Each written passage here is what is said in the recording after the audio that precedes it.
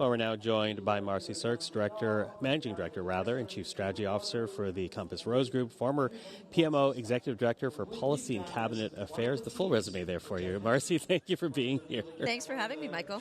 So listen, I want to begin with, where you think the party is right now, because obviously we saw a high-profile floor crossing the day before this convention begins in a woman who was not only part of the Conservative Party, but also a member of Parliament who expressed very social conservative views. What does that say about where the Liberal Party is right now? Well, I don't want to borrow Mark Carney's most used expression, but I might. It is a hinge moment for the party. It's an inflection point for this party. This is Mark Carney's party now. It's a year in as leader, and he is putting his stamp on it from tip to tail, whether that's through policy or operations, the way we are going into the by-elections, how we are campaigning, and who he has on the benches with him. He has obviously taken a tack, that is to throw the doors of the big red tent open even wider to individuals from other parties. He is espousing his view that this is a pull factor, that others are not necessarily leaving their parties, but they are being pulled to a common vision for Canada, a mission that is focused on growing the economy, building Canada strong, and really facing our biggest opponent, which is the United States of America in many respects, and the existential crisis that we find ourselves in as a country. So Mr. Carney is presenting as the leader for this moment, and he is saying there are others who perhaps held other views or do hold other views, but anyone who is willing to join this mission, who understands this geopolitical moment, is welcome. That is kind of a departure in some respects from the Trudeau Liberals, and many have opined on this, but I would say Mr. Trudeau threw the door wide open in a slightly different direction to people who were further on the left and welcomed all sorts of individuals who perhaps had voted NDP previously into the party. So the Liberal Party has this uncanny way of finding the centre at different times. And this is the center, the new center, as Mr. Carney is defining it. Okay, if this is the new center, though, what happens to progressive Liberals who were enticed to come into the Liberal fold during the Trudeau era, the time that you were in the PMO? Because I have heard from Liberal delegates who, while happy the Liberals are in power, they do express concerns of where is the environment, where are the social progressive stance that they were expecting out of this party when they joined in the Trudeau era. What do you say to those members of this Liberal camp who are concerned this party no longer represents what they are worried about? Watch this space. I mean, you've put your finger on it, Michael, and that's a lot of what I'm hearing on the floor here at convention. There are Liberals who are actively questioning what direction we are moving into, or a majority government at what cost. That's a real question right now. I am watching the backbenches very carefully. Yes, we are most likely moving into majority position in the Commons. That, to some degree, should provide certainty to the government to be able to advance its agenda, both on the floor of the Commons and in the committee rooms. But the backbench may feel, especially progressives on the backbench, may feel more disenfranchised from the front bench in this scenario.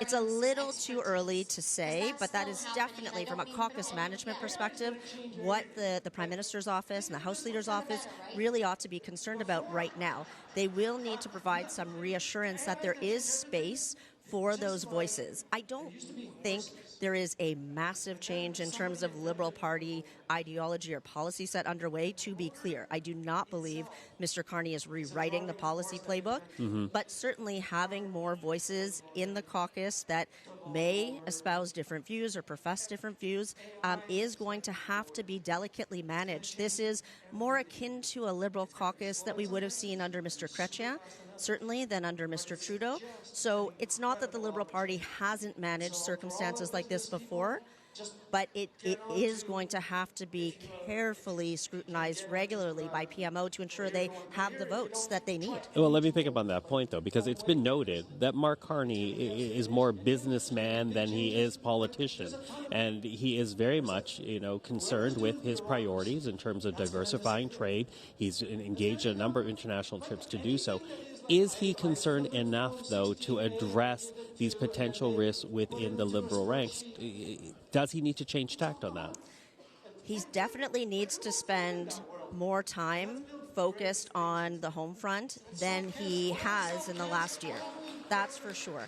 And while you may think it's counterintuitive, because again, you're going to have a majority, should be able to proceed with all of these international trips without having to watch your back about the vote count in the Commons, it is a tenuous majority. It is as slim as they come. It's a full majority. It's not a technical majority, but those numbers are slim. Slimmest, I think, in history in terms of majority position. So his shop is going to have to be even more attuned to what is happening, like I said, within the caucus and day to day on every vote, on every consideration. So Mr. Carney will have to somehow divide his attention and ensure that what's happening in the Commons is not overlooked. Yeah, and of course, when we talk about majority, that is with the assumption that everything is planned come the by-elections, right, that the Liberals will gain at least 2 of those 3 seats, which would put them into majority territory. You know, you talk about the peril of ignoring what's happening here at the home front. That's what's happening in the House of Commons. Let's talk about the other issues as well for the home front for the vast majority of Canadians, because we know affordability continues to be an issue. The conflict in Iran will only make the affordability crisis even more acute in the next few weeks, in the next few months. What do you think the government has to do to address those concerns? Do you think you've done enough already, or do they actually have to turn focus and put some power behind that as well? Certainly, they need to communicate better around the affordability question. They have benefited somewhat by having a divided opposition for the last year. The Conservatives leading into the last general election and under the leadership of Mr. Trudeau, Mr. Poilievre was really aggressive in prosecuting the case around affordability. And the Conservatives, through what we're seeing, this exodus of caucus members and for other reasons, they have not been as successful in the last number of months on this issue set. The NDP has kind of been nowhere until maybe now they are finding their footing under a new leader. Both of those parties now represent a real challenge to the government on these kitchen table questions, which we know at the end of the day are what really drive votes and drive polling in terms of how people feel about the government. If Canadians cannot answer that they feel the government has their back, that too is a perilous position for this government to find itself in. What the government is doing in terms of the overarching agenda, building Canada strong, this focus on infrastructure, relentless focus on new projects, diversifying export markets, that is actually a huge part of what will contribute to affordability for Canadians ultimately, solidifying the economy from a macro perspective. But on the affordability issues, a couple of things to watch closely. Where is the government going on childcare? A major affordability issue for families across this country. Bilateral agreements are coming up for renewal. They have not yet been signed. That is a key plank to watch that if the NDP is strategic about, could exploit as a weak spot if the government does not succeed in renewing those bilaterals.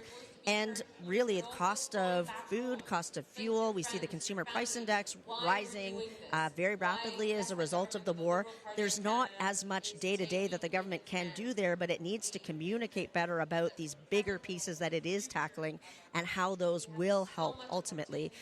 Certainly, some of the recommendations around lowering taxes on fuels, I have to imagine the government is looking at everything in its toolbox right now to find some savings for Canadians in this pinch in the short term. But the longer term, the medium term answers are really the policy underpinning of what they need to get done, and they cannot lose sight of the overarching agenda, even though we are really feeling the pain right now. Yeah, and a lot of enthusiasm in the room right now. We'll have to see how this translates on the ground, as you say, and identify challenges ahead for the government. Listen, Marci, always appreciate the insight and the time. Thank you for this. Thank you, Michael.